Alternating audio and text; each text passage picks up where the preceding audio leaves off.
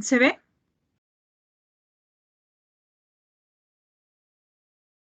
Sí, doctora.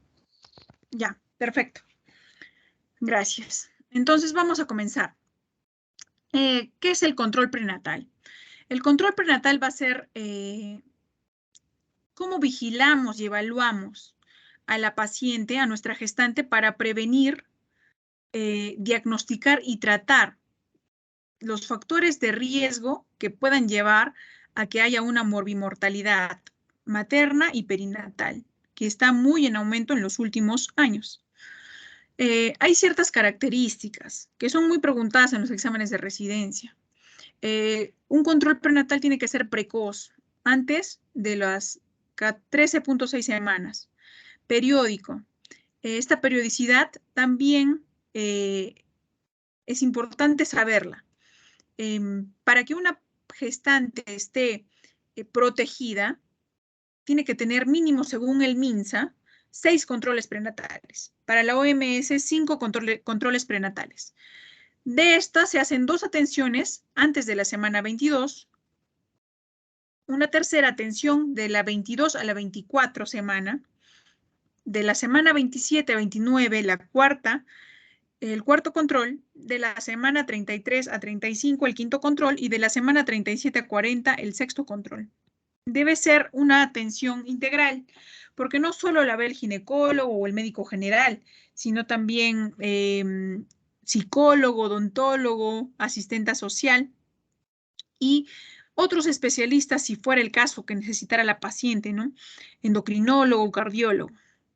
Y tiene que tener una amplia cobertura, debe llegar a todos los rincones donde hay una gestante y ustedes hagan el serum, tienen que llegar ustedes cruzando ríos, subiendo cerros, tienen que llegar a ella. No puede estar ninguna gestante sin recibir este control prenatal. Los objetivos es ¿para qué? Para ver algunos signos de alarma o enfermedades para poder referir oportunamente y evitar las muertes maternas. Prevenir las complicaciones, preparar a la paciente física y mentalmente para el momento del parto, promover que la familia apoye, que tenga una nutrición adecuada, detectar cáncer de cervix y patología mamaria, porque también se evalúa esto en el primer control prenatal. Ver sobre la planificación familiar, promover una lactancia materna y sus beneficios, y realizar un parto institucional. Un parto domiciliario es gravísimo que ocurra para los indicadores que van a hacer posteriormente ustedes en su centro de salud. En cuanto a la primera consulta, no es amplia, no debe durar menos de 20 minutos, debe durar más por lo menos. Y es importante que se le haga la historia clínica perinatal completa, anamnesis, antecedentes, examen clínico general, examen obstétrico y ginecológico. Todo esto lo vamos a desarrollar posteriormente. Hacer sus exámenes de laboratorio y ecografía, el Papa Nicolau, el llenado del carnet perinatal, evaluación nutricional, evaluación por el odontólogo, porque se ha visto en los estudios que lleva a partos pretérmino, amenazas de parto pretérmino, si es que no lleva una buena higiene dental o si tiene infecciones la paciente. La vacunación también antitetánica en el primer control prenatal. Y en cuanto a los suplementos, solo ácido fólico hasta la semana 14, que es 0.4 miligramos día. Lo ideal es que 3 meses antes de un embarazo programado se empiece a recibir este suplemento. Y si la paciente tiene antecedentes de defectos del tubo neural, ya son 4 miligramos que debe recibir. Y bueno, ver en los siguientes controles prenatales ya es más rápido, ver los signos y síntomas de alarma, funciones vitales, la toma de presión muy importante, control del ponderado fetal, altura uterina, llenar las gráficas de altura uterina y ganancia de peso que les voy a mostrar después, y sus controles de laboratorio, evaluarlos y dar el suplemento de hierro más ácido fólico a partir de la semana 14, recordando que lo que nos da el MINSA son las pastillas de sulfato ferroso de 300 y 30 miligramos de hierro elemental es igual a 150 de sulfato ferroso, es decir, los 60 miligramos estarían cubiertos con nuestra pastillita de 300. Y a partir de la semana 28, ya tenemos que ver la situación, posición, presentación fetal, que para recordarles, ¿no? La situación es la relación entre el eje mayor del feto y la vertical uterina, ya sea longitudinal, transversa u oblicua. La presentación, que es la parte del feto que está en relación con la pelvis materna, que puede ser cefálica o podálica. Y bueno, la posición es la orientación de la presentación respecto a la pelvis, ya sea izquierda o derecha, ¿no? El dorso fetal. También se deben ver los latidos, movimientos fetales a partir de la semana 18 a 20 e iniciar la estimulación prenatal desde la semana 12, que nos va a ayudar a que se potencien el desarrollo neuromotor del bebito que está por nacer y para que haya un mayor vínculo madre-hijo. La preparación psicoprofiláctica que la hacen las licenciadas de obstetricia desde la semana 22 para el parto. Cómo deben respirar, les explican cómo va a ser el parto vaginal y la mejor forma que ellas tienen para poder ayudar a que se dé exitosamente su parto. En cuanto al gesta-para, que vemos en el lado inferior de la pantalla izquierdo, también lo he puesto acá porque es importante que lo sepan llenar en su historia clínica, que lo van a hacer sí o sí. Por ejemplo, ahí tenemos un G2P1001. ¿Qué es la G? El número de embarazos, incluyendo el actual. En la P son 4 números. El primero van a ir los fetos a término. En el segundo número, los pretérmino. En el tercer número, los abortos, ectópicos o molas. Y en el último número, los hijos vivos. En cuanto a los signos y síntomas de alarma, es saber, ¿no? Que son la fiebre, sangrado, desmayos o mareos, convulsiones, pensar en eclampsia. En cuanto al sangrado, pensar en DPP, desprendimiento prematuro de placenta o placenta previa, cefalea intensa, visión borrosa, escotoma, zumbido de oídos, aumento de peso más de 500 por semana, hinchazón de cara, pérdida vaginal de líquido amniótico, náuseas, vómitos intensos. Los primeros que les he mencionado de cefalea, hinchazón de cara, aumento de peso, visión borrosa, escotomas, todo eso nos hace pensar en preeclampsia. Pérdida vaginal de líquido amniótico, rotura prematura de membranas. Náuseas, vómitos intensos o repetidos las primeras 20 semanas en hiperemesis gravídica. Disuria, disminución o ausencia de movimientos fetales. Ahí se les tiene que hacer un perfil biofísico, muy importante, para ver el bienestar fetal. Y si las contracciones uterinas son antes de las 37 semanas, es una amenaza de parto pretérmino, lo cual tenemos que tocolizar y evitar que continúe avanzando. Se hospitaliza además si es que tienen accidentes, traumatismos. Y el seguimiento es muy importante. Si es que es una paciente sin factores de riesgo, en un centro de salud nivel 1, pero si ya hay alguno de estos factores mencionados, ya tiene que pasar a un centro de mayor complejidad. Nos regimos a partir de las guías del MINSA, ¿no? Y esto podemos ver los 6 controles prenatales, las semanas de gestación en que debe hacerse y qué se debe hacer en cada semana gestacional. En todas se va a hacer la anamnesis, la estimación de la edad gestacional, la identificación de las condiciones de riesgo. En la primera nada más se ve la talla, el peso, evaluación del estado nutricional en todas, examen físico exhaustivo en el primer control, determinación de las funciones vitales, presión, pulso, temperatura en todos, reflejos osteotendinosos, edemas en todos. Exploración clínica de la pelvis, tanto en el primer control como también en la semana 33 a 36 que se hace la pelvimetría que les voy a mencionar a continuación. Diagnóstico de número de fetos por ecografía, latidos cardiofetales. Bueno, de la semana 22 a 24 se tiene que ver la longitud cervical. ¿Eso cómo se hace? Mediante una ecografía transvaginal se va a ver la longitud del cuello uterino de orificio cervical externo a interno y si este mide menos de 30 quiere decir que hay una inminencia de un parto prematuro. Menos de 15 milímetros ya es un parto inminente. Inminente. También la pelvimetría en la semana 33 a 36, que es importante, que lo vamos a realizar en prácticas, cuando sean presenciales, espero que pronto. Tienen que conocer su mano, medir su mano, sus dedos, el puño, para poder hacer esta pelvimetría. Una vez de que se hace el tacto vaginal, se hace, como podemos ver en la imagen, el conjugado diagonal, mide 12. Del promontorio al pubis, más de 12 es un buen conjugado diagonal.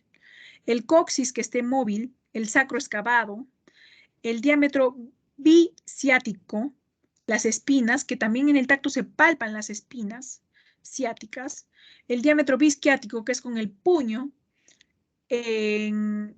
casi terminando los glúteos de la paciente, ahí están el diámetro biisquiático. Los isquiones, pones tu puño en medio de los isquiones, que deben saber cuánto mide su puño, generalmente mide 8, y si entra el puño, quiere decir que es un buen diámetro para que pueda salir el bebé.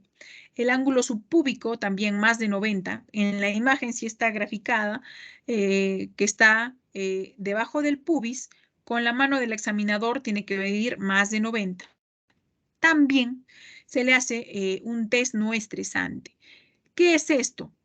Han visto que, o van a ver probablemente en prácticas, que se hacen unas hojitas como electrocardiograma, que también es un monitoreo electrónico, pero de la capacidad neurológica del bebé. Se van a ver los movimientos fetales, los latidos cardiofetales, y hay algunas características, ¿no?, que son importantes. La frecuencia cardíaca fetal, que debe ser de 120 a 160.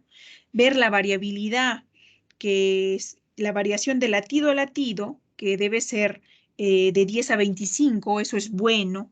También hay aceleraciones, que es cuando suben los latidos cardíacos, más de 15 a 20 por más de 15 segundos, eso es bueno.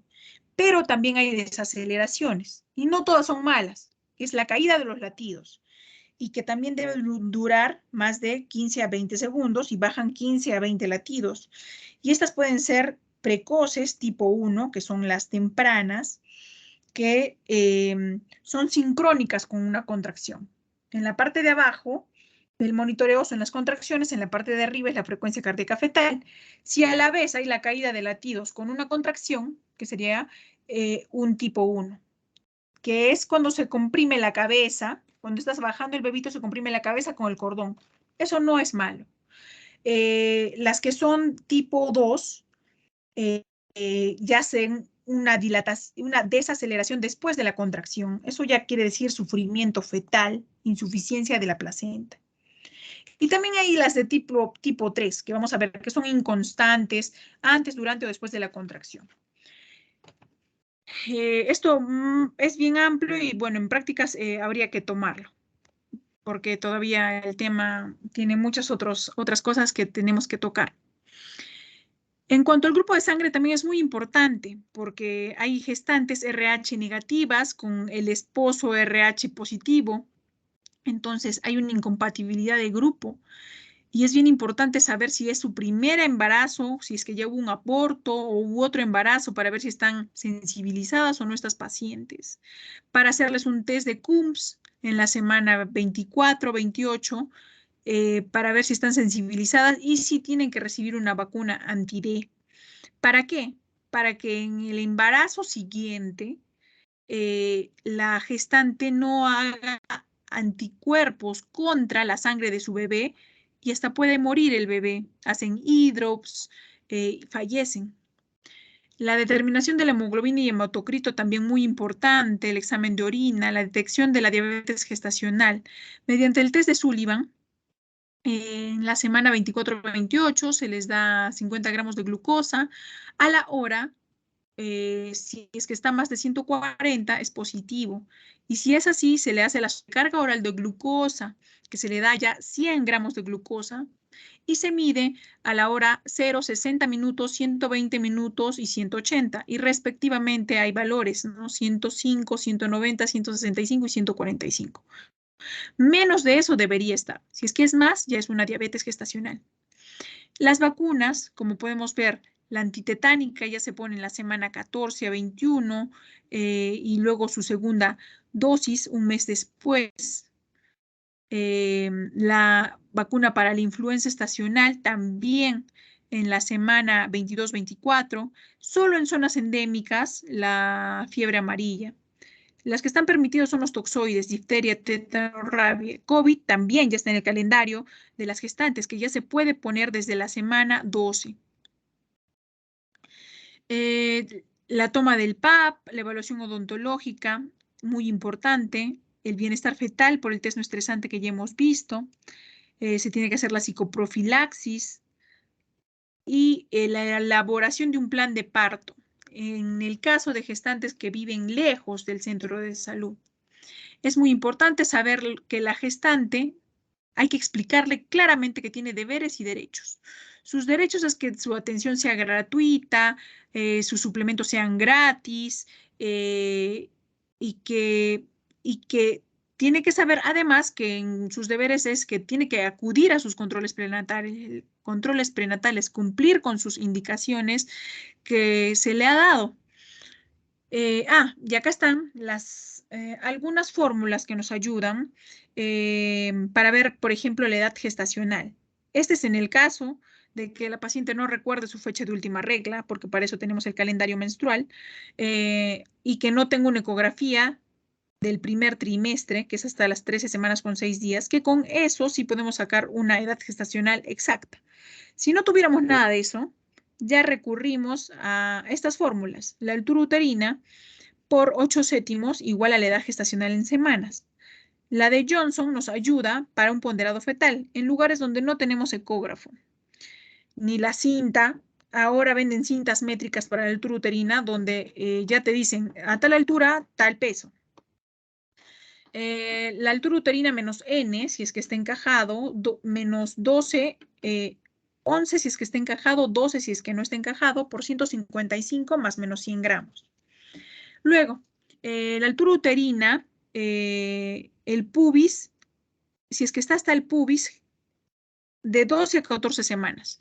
Si es que está al ombligo, 20-22 semanas. Y la edad gestacional con la altura uterina se correlacionan de la semana 20 a 22. Bueno, la anamnesis ya mencionada, el examen físico general también, la toma de presión, muy importante que la gestante repose 5 minutos por lo menos. Y si es que es más de 140-90, ya sospechar, pero no es diagnóstico aún porque tiene que ser separada de 4 horas la toma de presión para ahora sí poner el diagnóstico de preeclampsia, ver los exámenes auxiliares. El índice de masa corporal de la gestante preconcepcional es muy importante porque depende cuánto ha sido eso para saber cuánto es lo que puede subir. A más peso, menos es lo que debe subir, como podemos ver en la tabla, ¿no? Más de 30 de IMC debe subir solo 6 a 7 kilos. La exploración de edemas también muy importante. Depende a qué nivel lleguen, si es que es miembro superior, inferior, superior, cara, anasarca, van subiendo las cruces, igual los reflejos osteotendinosos hay que examinar. Si es que hay arreflexia, hiporreflexia o reflejos exaltados, el examen obstétrico completo mediante las maniobras de Leopold. Muy importante. Como podemos ver en la imagen, en la primera maniobra es ver el fondo uterino y qué polo se presenta al fondo del útero, ya sean las nalgas o la cabecita del feto. En la segunda maniobra se ve la posición. El dorso del feto está a la derecha o a la izquierda. En la tercera maniobra se ve qué polo ofrece el feto a la pelvis de la madre. Y en la cuarta maniobra, si es que está o no encajado. En los exámenes auxiliares, bueno, importante la hemoglobina, que sabemos que a nivel del mar va a ir variando la hemoglobina, no es igual, no va a ser la misma hemoglobina, vamos a considerar el mismo valor de anemia una paciente que vive a 4.000 metros sobre el nivel del mar que una que vive en la playa, pues. Entonces, tenemos que saber eso para sospechar. Y ahí ya se los estoy dejando en el cuadrito. Y saber, ¿no?, que los rangos para el MINSA de anemia Para el primer y tercer trimestre es menos de 11. Para el segundo trimestre, 10.5. La anemia postparto lo consideramos en 10 y en no embarazadas en 12. A su vez, otros valores, ¿no? Creatinina, glucosa, hemoglobina glicosilada, no son los mismos que una no gestante. La creatinina más de 0.9 ya nos indica que hay daño renal. Una glucosa más de 92 ya podemos sospechar de una diabetes gestacional si es que ha sido bien tomada en ayunas. Los suplementos ya mencionados, las vacunas también muy importantes, los signos de alarma ya mencionados. Hay un tamizaje de violencia de familiar o de género que se llena como una encuesta y a la vez tenemos que observar durante el interrogatorio y el examen clínico, porque muchas pacientes van con sus parejas. Si es que esta pareja les deja hablar, contesta las preguntas, si la paciente está ansiosa, la defensiva, llora, o si viene frecuentemente a nuestra consulta por infecciones urinarias, repetitivas, vaginales, de transmisión sexual, o que tenga dolor pélvico crónico, hay que sospechar que hay violencia. La ecografía también es muy importante y muy bonita. Hay 3 mínimo que se deben hacer en la semana 11 a 14 para identificar el número de embriones, la cigosidad, amniosidad, si es que es gestación múltiple, y ver los marcadores de cromosomopatías, ¿no? Para el primer trimestre son la translucencia nucal, hueso nasal, ductus venoso y flujo tricuspidio. Si es que estuviera alterado, podemos sospechar de síndrome de Down. Además de que hay marcadores serológicos también, ¿no? Que nos ayudan para que sea un diagnóstico más certero. A su vez, se le hace la ecografía Doppler de las arterias uterinas para, si es que nos saliera alterado, un índice de resistencia alto, hay que comenzar a dar la profilaxis para preeclampsia, que se da con 150 miligramos de aspirina, para que no hagan preeclampsia severa hasta la semana 34-36, desde la semana 14 a 16. Entre la semana 22 a 26, también se hace la ecografía morfológica. Esta ecografía morfológica tiene 24 cortes que están puestos en la imagen, ya sean cortes de la cabeza, los ventrículos, el tálamo, el cerebelo. La cara, se ve la órbita, perfil, la boca, las fosas nasales, el cuello, el corazón con sus 5 cortes de Jagel que, bueno, en algún momento se les podrá explicar. Abdomen, hay que ver riñones, vejiga, la pared abdominal. Y todo esto, ¿para qué nos sirve? Porque también hay ciertas estigmas que podemos ver que nos hacen sospechar de síndrome de Down. Por ejemplo, si es que hubiera un edema nucal, una dilatación pielo-ureteral, que el fémur esté corto, que haya una arteria umbilical única, vamos a sospechar de síndrome de Down. Y en la semana 34-36, ya más que nada para ver el crecimiento fetal, dónde está ubicada la placenta, el volumen de líquido amniótico. En cuanto a la consulta prenatal en adolescentes, ahora hay que tener más consideración con esto porque va en aumento. 12.6 de cada 100 adolescentes, según el ENDES del 2018, están embarazadas. Entonces, es muy frecuente que las adolescentes estén gestando y hay que tratar con suma cautela porque tienen que tener una consejería adecuada, revisión por el psicólogo, asistente social, policía, fiscal. Y sobre todo hay gestantes adolescentes tempranas de 10 a 14, tardías de 15 a 19, en las que tenemos que tener un control muy minucioso porque tienen temor al examen ginecológico y un contexto social bien complicado. Esta es la historia CLAP, la que se llena con todo lo ya mencionado. Acá está su filiación, estudios, quién es el padre del recién nacido, antecedentes obstétricos, gestas, abortos, ese es el gesta para que les mencioné, el peso del recién nacido último, su gestación anterior, en qué terminó, en aborto, cesárea, parto vaginal, antecedentes familiares, personales, peso y talla habitual, si se aplicó vacunas, qué tipo de sangre tiene, hábitos nocivos, fecha de última regla, ecografía. La más importante, de 13.6 semanas a menos, son las que nos da una edad gestacional exacta. Si es que tuvo hospitalizaciones, con qué diagnóstico, emergencia, acudió, por qué, si es que hay violencia, el examen físico de mamas, cuello uterino, pelvis, odontológico, hemoglobina, glucosa, sífilis, hepatitis, examen de orina, urocultivo, Papa Nicolau. Acá se colocan todos los controles prenatales, poniendo todos los datos ya mencionados de funciones vitales, movimientos fetales, situación, presentación. También se hace la proteinuria cualitativa en una tira reactiva, cómo están los reflejos, perfil biofísico, plan de parto.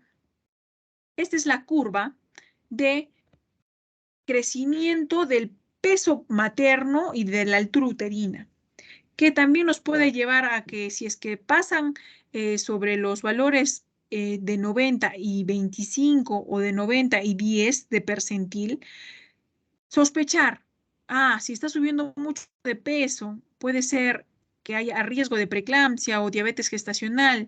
Si está muy pequeño, hay una restricción del crecimiento uterino, un pequeño para la edad gestacional. Luego, en cuanto a la nutrición en el embarazo, es muy importante inclusive antes de que la madre geste, ¿no? De que la paciente geste. ¿Por qué? Porque va a ir guardando reservas para el futuro que va a ser la gestación y luego las exigencias que va a tener el bebé nutritivas. Los objetivos: cubrir las necesidades de la embarazada nutricionales, preparar al organismo de la madre para el parto y asegurar las reservas energéticas en forma de grasa para la lactancia. Una buena alimentación va a reducir las molestias que pueden tener estas gestantes. Y durante la gestación, ¿qué podría pasar? Si es que se alimentan mal, diferentes tipos de anemia, ferropénica, megaloblástica, obesidad, diabetes gestacional, náuseas, vómitos, depresión postparto, estreñimiento. Y en el feto puede llevar a un bajo peso al nacer, macrosomía, prematuridad, espina bífida, bajo desarrollo neuroconductual. Es muy errado cuando piensan que deben comer por dos.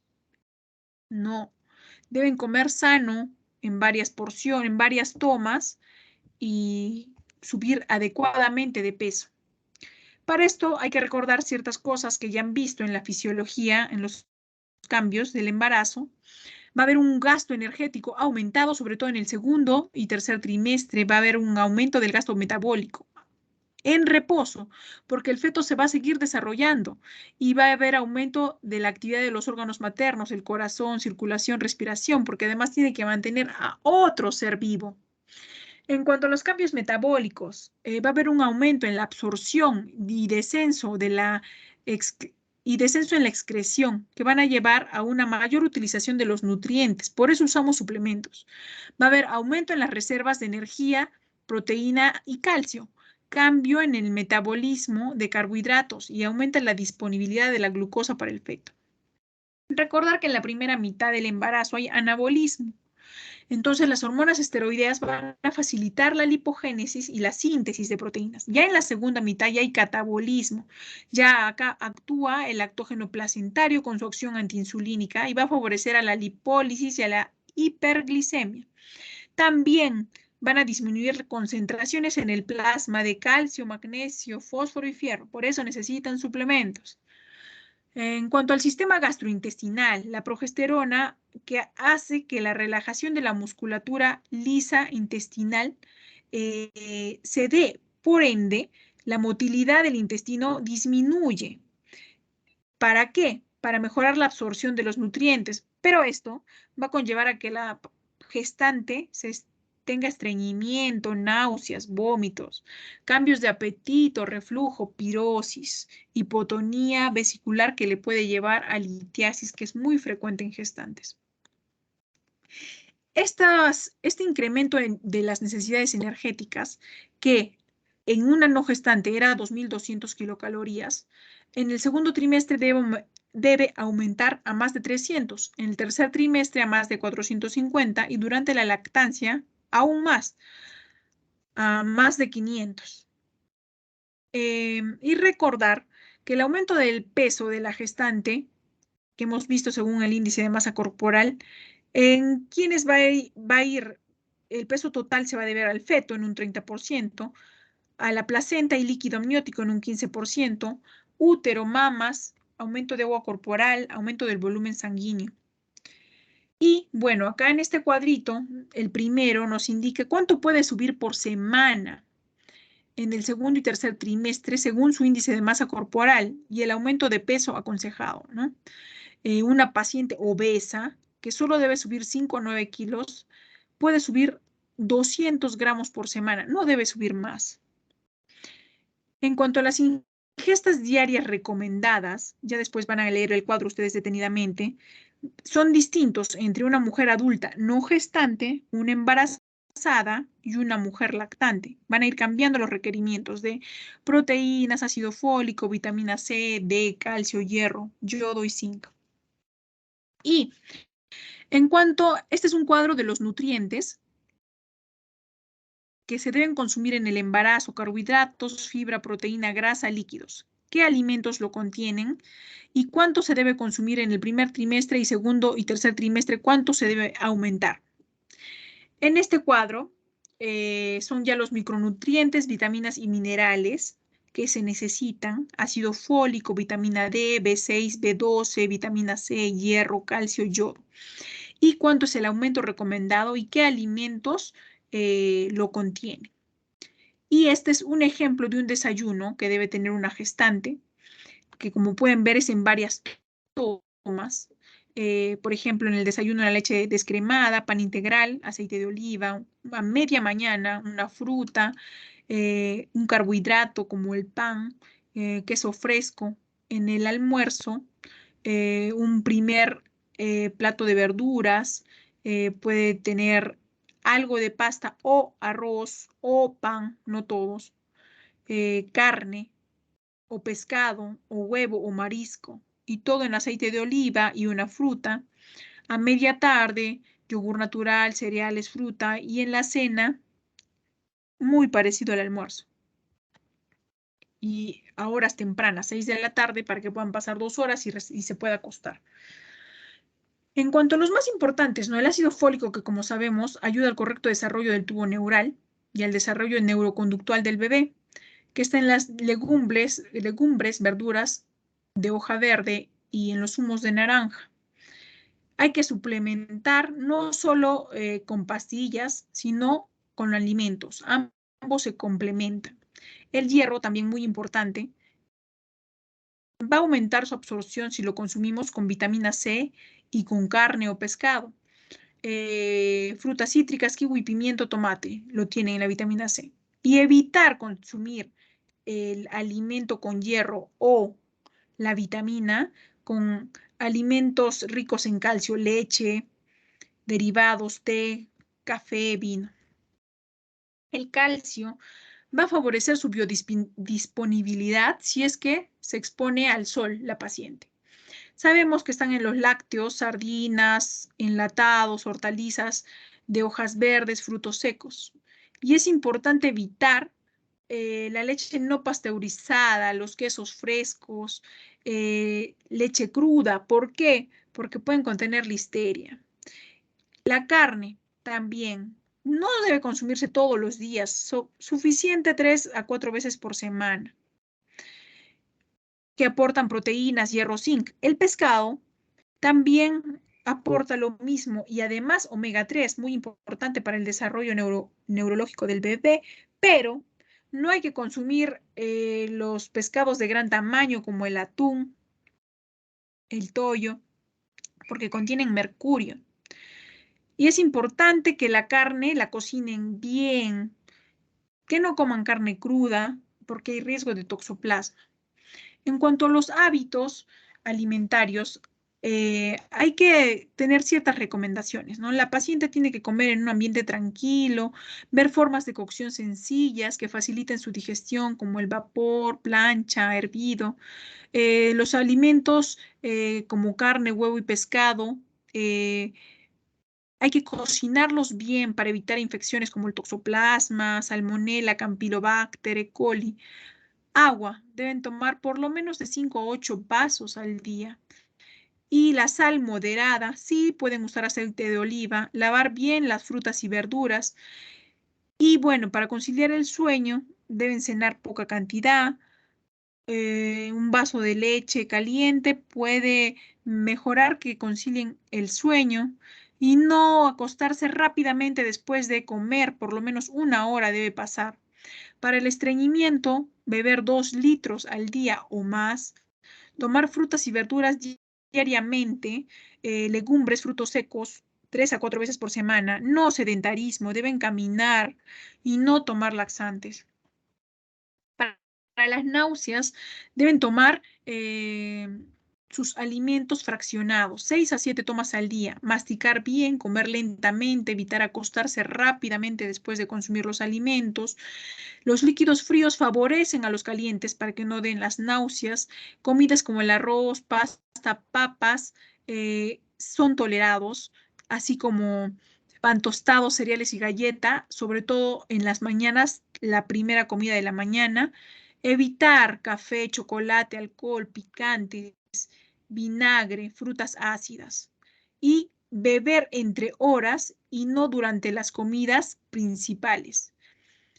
¿Por qué? Porque produce más náuseas o vómitos y evitar agua en ayunas. Para la acidez, debe comer también a menudo pequeñas cantidades, despacio, evitar los zumos cítricos, bebidas con gas, té, café, alcohol, menta y la leche, arroz, pasta van a ser más tolerados. Para los antojos, olores que tienen, deben comer alimentos poco condimentados, sin olores fuertes, mejor si son fríos y con poca grasa, y pueden comer su antojo un poco y controlado.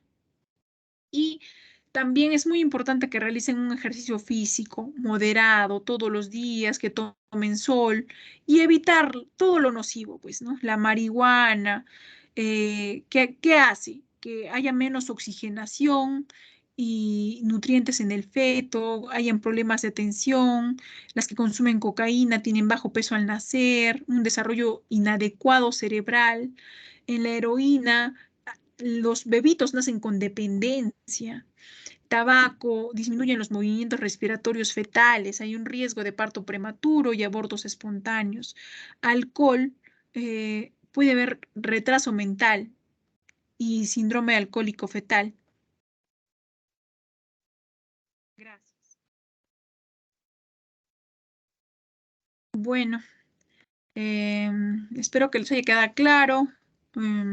¿Tienen algunas dudas, comentarios?